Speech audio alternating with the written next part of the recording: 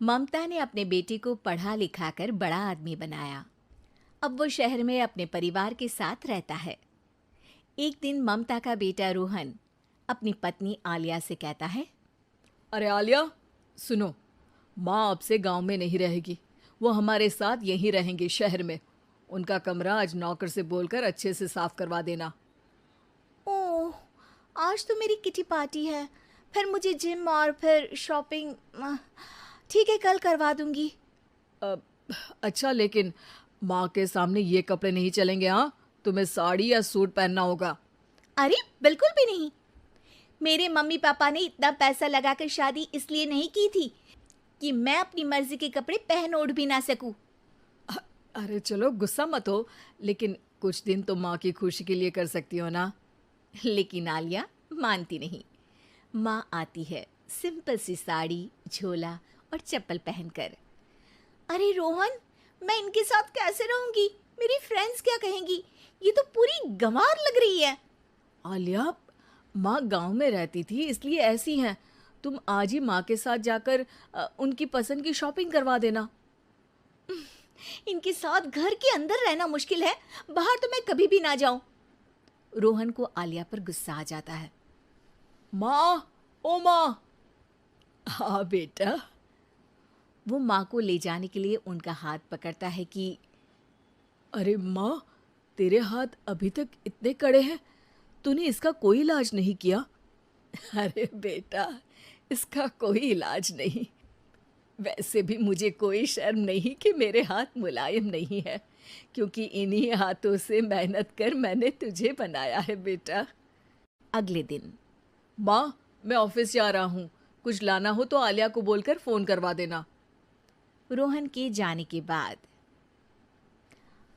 आप ना आज कमरे में ही रहिएगा, घर में पार्टी है, मेरी सहेलियां आ रही हैं, मैं उन लोगों के सामने आपको नहीं ला सकती हूँ। ठीक है बहू, लेकिन तुम कहो तो मैं कुछ खाने को बना दूँ तुम लोगों की पार्टी के लिए। वो लोग सिर्फ कॉन्टिनेंटल या थाई फूड ही खाते हैं। कोई बात नहीं, कभी इंडियन खिलाने वाला कोई मिला नहीं होगा ना। मैं बनाकर कमरे में चली जाऊंगी। जैसे आपकी मर्जी। आलिया के घर उसकी दोस्त आती हैं, पार्टी होती है। अरे वाह आलिया, ये क्या है खाने में? बड़ा ही स्वादिष्ट है यार, इसकी रेसिपी मुझे चाहिए। हाँ, और ये दाल, ओ माय गॉड, मैंने तो किसी 5 स्टार में भी ऐसी दाल नहीं खाई है यार। तू कुक को यहाँ बुलाना। अब आलिया घबरा जाती है। हाँ हाँ हाँ हाँ, क्यों नहीं। माँ जी ज़रा बाहर आइए। आलिया की सास सिंपल सी साड़ी और गांव के अंदाज में आती है। अरे बहू, क्या हुआ? खाना पसंद नहीं आया क्या? बहू? अरे ये गांव से दिखने वाली औरत तुम्हें बहू क्यों बोल रही है? कौन है ये? वो हमारी नई नौकरानी है। सास बहू की बात सुनकर बहुत दुखी हो जाती है। वो सर झुकाकर जा ही रही होती है कि एक सहेली बोल पड़ती है। अरे कहाँ जा रही हैं माँ जी? वो उठकर उनके पैर छूती है। जीती रहो बेटा।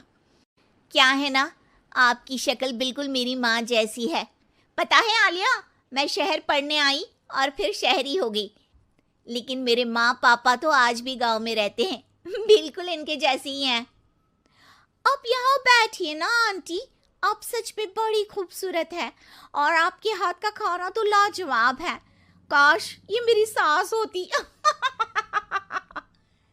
सभी सहेलियां सास को घेर कर बैठ जाती हैं और उनसे खाने की रेसिपी पूछ रही होती है कि तभी घर की बेल बजती है और रोहन आता है।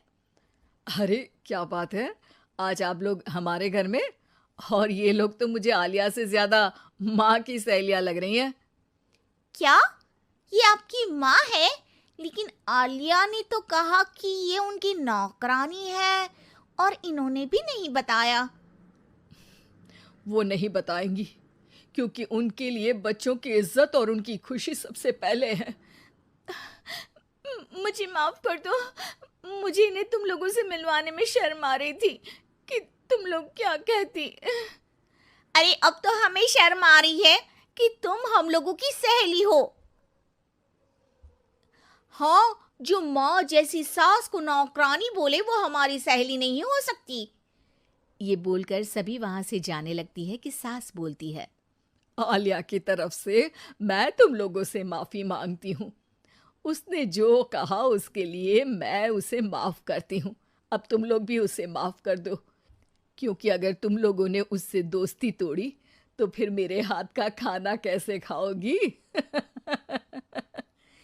नहीं नहीं आंटी, जरूर आएंगे, लेकिन अब आलिया की नहीं बल्कि आपकी सहेली बनकर।